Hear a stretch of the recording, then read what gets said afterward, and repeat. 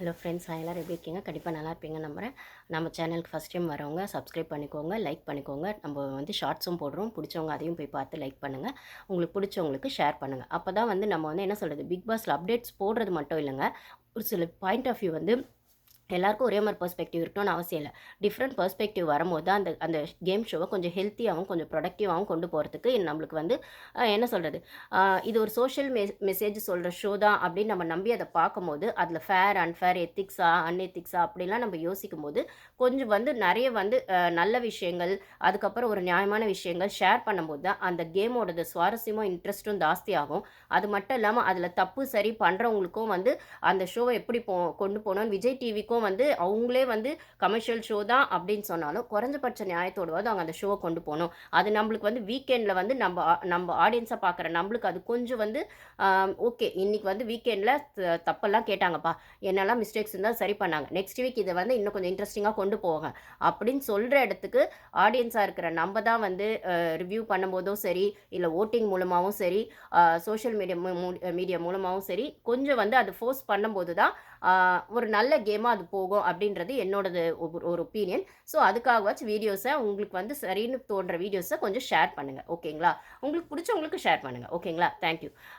நம்ம வீடியோக்குள்ளே போகலாம். இப்போ நம்ம இதில் என்ன பேச போகிறோன்னா, தர்ஷிகாவோட 200% ஸ்ட்ராட்டஜி என்ன ஆச்சு அப்படிங்கிறது தான்.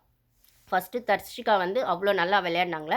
டாஸ்க்குன்னு சொன்னாலே தர்ஷிகா தான் எல்லாருக்கும் ஞாபகம் வரும். அவங்க கண்டிப்பாக ஒரு ஸ்ட்ராட்டஜி ப்ளே பண்ணுவாங்க. அது கேர்ள்ஸ் டீமுக்கு வந்து பெரிய பேக் போனாக இருக்கும். கேர்ள்ஸ் டீம் அதில் வின் பண்ண சான்ஸ் இருக்குது. இல்லைனா கேர்ள்ஸ் டீம் வின் பண்ணுறதுக்கு வந்து தர்ஷிகா என்ன பண்ணுவாங்க, இல்லை கேர்ள்ஸ் டீமில் யாருக்காவது ஒரு பிரச்சனைனா அங்கே ஸ்டாண்ட் எடுக்க தர்ஷிகா என்ன பண்ணுவாங்க அப்படின்னு கேர்ள்ஸ் டீமில் ஒரு முக்கியமான பார்ட்டாக தர்ஷிகா இருந்தாங்க. இப்போ அந்த தர்ஷிகாவை காணுமோன்னு நம்ம தேடுற மாதிரி இருக்குது. முக்கியமாக அந்த போன வாரம் ஸ்கூல் டாஸ்கில் இருந்து, ஓகேங்களா? கேட்டால் அவங்க விஷால் கூட வந்து இப்போ வந்து ஒரு லவ் கண்டென்ட் கொடுக்கறதா சொல்கிறாங்க. விஷால் அவங்களுக்கு வெளியிலே தெரியுமா, 7 இயர்ஸாக வெளியில் தெரியும். ஆனால் இப்போ வந்து அதுவும் உள்ளே வந்து 4 வாரம் ஆயிடுச்சு.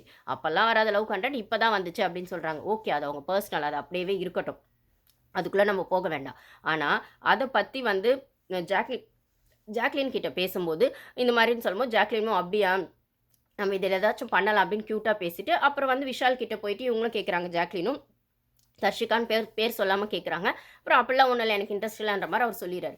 அதுக்கப்புறம் அகெயின் திருப்பி தர்ஷிகா விஷால் வந்து பேசும்போது ஓகே, உனக்கு ஏதாவது ஃபீலிங்ஸ் இருந்தால் உன் ஃபீலிங்ஸை நான் மதிக்கிறேன், நான் வந்து உனக்கு ஒரு நல்ல ஃப்ரெண்ட்ஸாக இருப்பேன். பட் ஆனால் வந்து என்ன சொல்கிறது, இந்த கேமை பொறுத்த வரைக்கும் வந்து உனக்கு ஏதாவது தோணு என்கிட்ட வந்து சொல்லு, வேறு யாரோ தேர்ட் பர்சன் விட்டு உள்ளே சொல்லாதா அப்படின்னு ஜாக்லினை சொல்கிறாங்க. அப்போ நீ தான் சொல்லி அமிச்ச ஜாக்லின் கிட்ட அப்படின்னு சொல்லி தர்ஷிகா கிட்ட விஷால் கேட்குறப்போ இல்லை நான் சொல்லலை அப்படின்னு போய் சொல்கிறாங்க. உங்களுக்கு ஏன் தர்ஷிகா அப்படி போய் சொல்கிறீங்க, நீங்கள் தானே ஜாக்லின் கிட்ட சொன்னீங்க, இது எங்களுக்கு நாங்கள் பார்த்துட்டோம், எங்களுக்கு 1 ஹவர்லேயும் வந்துடுச்சு. அதுக்கப்புறம் வந்து விஷால் கிட்ட நான் ஜாக்லின் கிட்ட சொல்லன்னு சொல்கிறீங்க, ஏன் மாற்றி மாற்றி பேசுகிறீங்க? உங்களுக்கு வந்து ஒரு விஷயத்தை ஓப்பனாக சொல்லணும்னா விஷால் கிட்ட சொல்லிக்கோங்க, இல்லை ஜாக்லின் கிட்ட சொல்ல வேணாம்னா சொல்ல வேணாம். இதில் அவங்க கிட்ட சொல்லிவிட்டு இவங்க கிட்ட வந்து வேணான்னு ஏன் சொல்கிறீங்க? இதில் வந்து நீங்கள் 200% ஸ்ட்ராட்டஜியும் கொடுக்கல, உங்கள் விஷயத்துலேயும் நீங்கள் உண்மையாக இல்லை, கேர்ள்ஸ் டீமுக்கு நீங்கள் பழைய மாதிரி சப்போர்ட் பண்ணுற மாதிரியும் தெரியல. போன வாரம் நீங்கள் டாஸ்க்லாம் ஆடும்போது உங்களோட ஃபுல் எஃபோர்ட் கொடுக்கல. இந்த வாரமாக ஏதோ ஒரு டாஸ்க் இப்போ ஸ்டார்டிங்கில் இப்போ ஆடுற பட்சத்தில் அங்கேயும் நீங்கள் எஃபோர்ட் கொடுக்கல. ஸோ நீங்கள் வந்து டைவர்ட் ஆகி போயிட்டீங்களோ, கேமில் இருந்து நீங்கள் அவுட் ஆஃப் ஃபோக்கஸாக போயிட்டீங்களோ அப்படின்னு எங்களுக்கு தோணுது தர்ஷிகா. நீங்கள் பழைய தர்ஷிகாவாக வந்தால் அது உங்கள் கேமுக்கும் நல்லாயிருக்கும், பார்க்குற எங்களுக்கும் வந்து நீங்கள் ஒரு ஸ்ட்ராங் கண்டஸ்டன்ட் அப்படிங்கிற ஃபீல் வரும். நீங்கள் இந்த போன வாரமும் நாமினேஷனில் வந்தீங்க, ஓகே, இந்த வாரமும் நாமினேஷனில் வந்திருக்கீங்க. ஸோ நாமினேஷனில் வரக்கூடாதுன்னு நினச்சிட்டு இந்த சேஃப் கேம் நீங்கள் ப்ளே பண்ணுறீங்களா?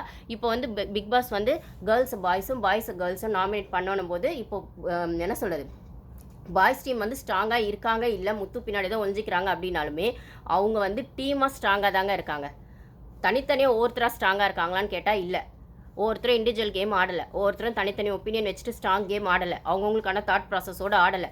முத்துவோட வாய் பின்னாடியோ முத்துவோட மூளைக்கு பின்னாடியோ தான் ஒழிஞ்சிக்கிட்டு ஆடுறாங்க, ஓகேங்களா? அதே மாதிரி முத்துவும் ஒன்று ஸ்ட்ராங்காக தனியாக ஆடலை, பாய்ஸ் டீம் பின்னாடி ஒழிஞ்சிக்கிட்டு தான் இவரோட பிளேவை இவர் பண்ணுறாரு. அதாவது டீமுக்காக நான் ஆடுவேன், ஆனால் அதுக்குள்ளே நான் ஆடும்போது நானும் தெரியவேன், டீமும் தெரிவாங்க அப்படின்னு டீமும் இவரை விட்டு கொடுக்கறதில்ல, இவரும் டீமை விட்டு கொடுக்கறதில்ல. ஸோ அவங்க ஸ்ட்ராங்காக தான் இருக்காங்க.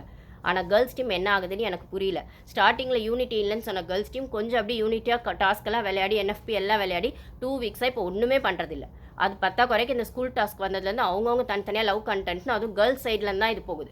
கேர்ள்ஸ் சைட்லேருந்து வர்ஷினி சொல்கிறாங்க, தர்ஷிகா சொல்கிறாங்க, இப்போ ராணுவ பவித்ரா வேறு தனியாக ஒன்று போகுது, அதுவும் தெரியல.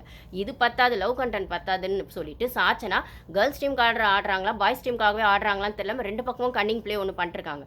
கேட்டால் அந்த சைடு அண்ணான்றாங்க, ஹோஸ்ட்டை வந்து டேடின்னு சொல்கிறாங்க. எனக்கு தெரியல. அப்போ வந்து கேர்ள்ஸ் டீமில் வந்து தனித்தனியாக இப்போ ஒரு கதை சொல்லுவாங்க இல்லைங்களா, சின்ன வயசில் ஒரு சிங்கம் வந்து பசுமாடு அடிக்கணும்னா என்ன பண்ணும், எல்லா மாடும் ஒன்றா வந்தால் ஒன்றும் பண்ண முடியாது, தனித்தனியாக ஸ்ப்ளிட் பண்ணி விட்டால் ஈஸியாக போய் வேட்டையாடிடலாம் அப்படின்னு சொல்லுவாங்க நம்மளுக்கு சின்ன வயசில் ஒரு கதை. இப்போ வந்து பாய்ஸ் டீம் வந்து என்ன சொல்கிறது, அவங்க வந்து ஸ்ட்ராங்காக இருக்காங்க. ஆனால் கேர்ள்ஸ் டீம் தனித்தனியாக இவங்க பிரிஞ்சு இருக்கிறது பாய்ஸ் டீமுக்கு எவ்வளோ ஃபேவராக போகும் அப்படிங்கிறது கேர்ள்ஸ் டீமுக்கு புரியுதான்னு தெரியல. இப்போ இதுக்கு ஒரு எக்ஸாம்பிளில் மஞ்சரி வந்து கேப்டன்சிக்கு வந்திருக்காங்கன்ற பட்சத்தில் அவங்க ஒரு ஸ்ட்ராங் பிளேயர். இதுக்கு முன்னாடி கேர்ள்ஸ் டீமில் ஸ்ட்ராங் பிளேயர்னு ஒரு 4 பேர் இருந்தாங்க. இப்போ அவங்களாம் எங்கே காணாமல் போனாங்கன்னே எனக்கு தெரியல. தர்ஷிகாவையும் காணோம். ஆனந்தி வந்து மேனிப்புலேட் பண்ணுறாங்களே ஏதோ ஒன்றாவது பண்ணிட்டு இருந்தாங்க. இப்போ மஞ்சரிக்கும் அருணுக்கும் நேற்று அந்த மார்னிங் அந்த கிளாஷ் ஆகும்போது அங்கெல்லாம் ஆனந்தியும் பேசலை, தர்ஷிகாவும் பேசலை, சாச்சனா பேசுறதுக்கு வாய்ப்பே இல்லை. அவங்க தான் பாய்ஸ் டீமுக்கு செல்ல புள்ளையாக உட்காந்துருக்காங்களே, அண்ணா அண்ணன் தங்கச்சின்னு சொல்லிட்டு பேச போகிறது இல்லை. அப்போ வந்து ஜாக்லின் பேசுவாங்கன்னு பார்த்தா ஜாக்லினும் பேசலை, வெறும் மஞ்சரியும் சௌந்தர்யாவும் மட்டும்தான் பேசிகிட்டு இருக்காங்க. அப்போ நீங்களாம் என்ன பண்ணிருக்கீங்க? வர்ஷினி வந்து டக்குன்னு இந்த பக்கம் பேசுகிறாங்க, டக்குன்னு அந்த பக்கம் பேசுகிறாங்க. அருண் மேலே க்ரஷ் இருக்குன்றதுக்காக அவங்க ஒரு டைம் பேசுகிறாங்க, ஒரு டைம் பேச பண்ணுறாங்க. எனக்கு புரியல. கேர்ள்ஸ் டீம் வந்து நீங்கள் திருப்பி வந்து பழைய மாதிரி கேம் ஆடின, இத்தனைக்கும் உங்கள் கையில் இப்போ பவர் இருக்குது. மஞ்சரியோட கேப்டன்சியும் இருக்குது, ஹவுஸ் ஸ்வாப்பிங் பவரும் இருக்குது, நீங்கள் டாஸ்க்கும் கொடுக்கறதுக்கான வாய்ப்பு இருக்குது. எல்லாமே இருக்கிற பட்சத்தில் அந்த டாஸ்க்லேயே ஸ்டார்டிங்லேயே வந்து பிரச்சனை பண்ணிட்டாங்க பாய்ஸு. ஆனால் நீங்கள் வந்து அதை வேடிக்கை பார்த்துட்டு இருக்கீங்க. ஜாக்லினும் மற்றவங்களும் சௌந்தர்யா வாய்ஸ் கொடுக்குறாங்க, மஞ்சரி வாய்ஸ் கொடுக்குறாங்க. இப்போ ஸ்ட்ராங் பிளேஸ் எல்லாம் எங்கே காணாமல் போயிருக்கீங்க? ஓகே, ஆனந்தி வந்து ஸ்வாப்பாகி அந்த சைட் போயிட்டாங்க. இது இந்த விஷயத்துக்கு அப்புறம் தானே நடந்துச்சு. அருணுக்கும் மஞ்சரிக்கும் பஞ்சாயத்துக்கு காலையில் ஆனதுக்கப்புறம் இப்போ மஞ்சரி கேப்டன்சி ஆனதுக்கப்புறமா சாச்சனா உள்ளேருந்தே மஞ்சரி இது ஒன்று எடுத்திருக்காங்க. அதுக்கு அவங்க சொன்ன ரூல்ஸ், அவங்க சொன்ன விஷயம் என்னன்னு பார்த்தீங்கன்னா, ரூல்ஸ் வந்து விஷால் வந்து பண்ணியிருக்காருன்னு நீங்கள் பர்சனல் அட்டாக் பண்ணியிருக்கீங்கன்ற மாதிரி சொல்கிறாங்க. இதெல்லாம் ஏதாவது ஒத்துக்கிற மாதிரி இருக்கா? எனக்கு தெரியல. தர்ஷிகா ப்ளீஸ் நீங்கள் கம்பேக் கொடுங்க கேர்ள்ஸ் டீமுக்கு. நீங்கள் லவ் கண்டென்ட் பண்ணாதீங்க. ஆனால் அதுக்குன்னு விஷால் வந்து உங்களை நாமினேட் பண்ணக்கூடாதுனோ இல்லை நீங்கள் விஷாலை நாமினேட் பண்ணக்கூடாதுன்னு நினச்சிட்டிங்கன்னா நீங்கள் கேர்ள்ஸ் டீமுக்கு வந்து ஃபேவர் பண்ணலை. நீங்கள் உங்கள் இண்டிவிஜுவல் கேமும் ஆடலாம். ஆனால் அது கேர்ள்ஸ் டீமுக்குள்ளேருந்து தான் நீங்கள் ஆடினா தான் அது அந்த டீமுக்கும் நல்லது, உங்களுக்கும் நல்லது. நீங்கள் இப்படியே இந்த கேமை கண்டினியூ பண்ணிங்கன்னா இன்னொரு 2 or 3 வீக்ஸில் நீங்கள் காணாமலே போயிடுவீங்க. ஸோ வந்து நீங்கள் எலிமினேட் ஆகிறதுக்கு எல்லா வாய்ப்பும் இருக்குது. ஆடியன்ஸ்க்கு வந்து உங்களுக்கு 200 ஸ்ட்ராட்டஜி இல்லை, இப்போ ஒரு 100 ஸ்ட்ராட்டஜி கூட கண்ணுக்கு தெரியல. நீங்கள் இருக்கிறதே தெரியல அந்த வீட்டில். ஸோ கொஞ்சம் நீங்கள் ப்ளீஸ் கம் அகெயின் கொடுங்க நீங்கள். ஓகே கைஸ், அதான் நான் சொல்ல வந்தேன். இது என்னோட ஒப்பீனியன். தர்ஷிகா பற்றி உங்களோட ஒப்பீனியன் இருந்தால் நீங்கள் ஷேர் பண்ணுங்கள்.